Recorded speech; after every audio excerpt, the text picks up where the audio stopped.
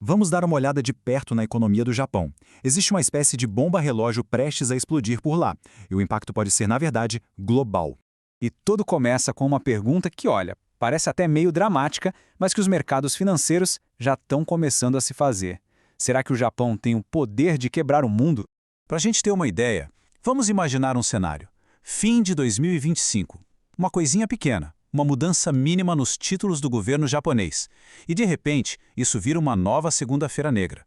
Os juros americanos disparam e o pânico se espalha pelos mercados do mundo todo. Parece ficção, mas vamos ver como isso pode acontecer. Ok, para entender o risco de uma crise global, a gente precisa primeiro voltar um pouco e olhar para os problemas que o Japão vem enfrentando. Não é de hoje, são décadas. E o começo de tudo está nesse número aqui, 260%. Esse é o tamanho da dívida do governo japonês em relação a tudo que a economia do país produz. É um número realmente impressionante. E só para colocar em perspectiva, olha só esse gráfico. A dívida do Japão é muito, mas muito maior que a dos Estados Unidos. Ela supera até mesmo o que a Grécia devia no auge da crise deles. A situação japonesa é, sem dúvida, extrema. E como eu disse, isso não é um problema de agora. É o resultado de 3 décadas perdidas de estagnação. Tudo começou com o estouro de uma bolha gigante lá no final dos anos 80. E o mais bizarro é que a economia do Japão, hoje, é menor do que era em 1995. Pensa nisso. Certo. Então, como é que esse problema interno do Japão pode virar um problema para o mundo todo? A conexão é uma espécie de falha no sistema financeiro global. Uma falha que movimenta nada mais, nada menos que 20 trilhões de dólares. O nome dessa operação é Yen Carry Trade. Por décadas, ela foi possível por um motivo bem simples. Os juros no Japão eram praticamente zero. E o mecanismo é até fácil de entender. Basicamente, os grandes investidores pegavam dinheiro emprestado no Japão, a custo zero, trocavam por dólares e investiam em títulos americanos que pagavam juros. O lucro vinha dessa diferença. Dinheiro quase de graça, né? A estimativa é que essa brincadeira toda movimente 20 trilhões de dólares. É mais do que a economia inteira da China.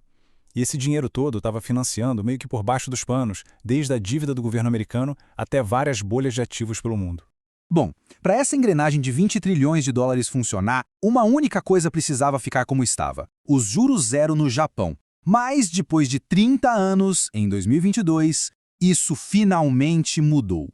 Pela primeira vez em gerações, o Japão começou a ter inflação de verdade. A gente lembra, né? A crise de energia, a guerra na Ucrânia. Tudo isso fez os preços subirem lá também e a pressão sobre o Banco Central japonês ficou enorme.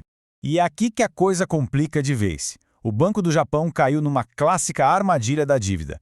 Pensa comigo, se eles mantêm os juros baixos para a dívida do governo não explodir, a inflação sai de controle e a moeda deles derrete. Agora, se eles sobem os juros para segurar a inflação, o custo daquela dívida monstruosa vai para as alturas e o sistema financeiro inteiro pode quebrar. É o famoso se correr o bicho pega, se ficar o bicho come. Sem muita escolha, o Banco Central começou bem devagarinho a subir os juros. E esse foi o empurrão na primeira peça de um efeito dominó que pode sim atravessar o planeta. Dominó número 1. Depois de passar décadas em zero, os juros no Japão começam a subir. Com isso, o dominó número 2, o Yen Carry Trade, deixa de dar lucro. E aí os investidores correm para desmontar suas posições o mais rápido possível. Dominó a 3. Para desmontar as posições, eles precisam fazer o quê? Vender os ativos que eles compraram pelo mundo, principalmente os títulos do governo americano. É uma venda de trilhões de dólares para poder pagar os empréstimos lá no Japão. Dominó 4. Com todo mundo vendendo e poucos querendo comprar, o preço dos títulos americanos despenca. E como o preço dos títulos e os juros andam em direções opostas, os juros nos Estados Unidos disparam. E aí vem o último dominó, o quinto. Essa alta repentina nos juros mais importantes do mundo gera um pânico generalizado. O crédito some, uma crise de liquidez se instala e as ondas de choque se espalham por todos os mercados do planeta. E como se tudo isso já não fosse complicado o suficiente, tem um outro problema gigantesco por baixo de tudo, uma crise demográfica como nenhuma outra no mundo desenvolvido. O Japão é, hoje, a sociedade mais envelhecida do mundo. Quase um terço da população tem mais de 65 anos. E o pior, a força de trabalho, as pessoas que produzem e pagam impostos, está encolhendo a cada ano. Isso acaba criando um ciclo vicioso, né? Menos gente trabalhando significa menos impostos arrecadados. Ao mesmo tempo, mais aposentados significa mais gastos do governo com pensões e saúde. E como se fecha essa conta? Com mais dívida. A demografia torna o problema da dívida praticamente impossível de resolver. Bom, depois de ver tudo isso, a pergunta que fica é: o que isso significa para o resto do mundo? Por que a gente deveria se preocupar com isso? A situação do Japão, por mais extrema que pareça, pode não ser um caso isolado. Ela pode ser um alerta.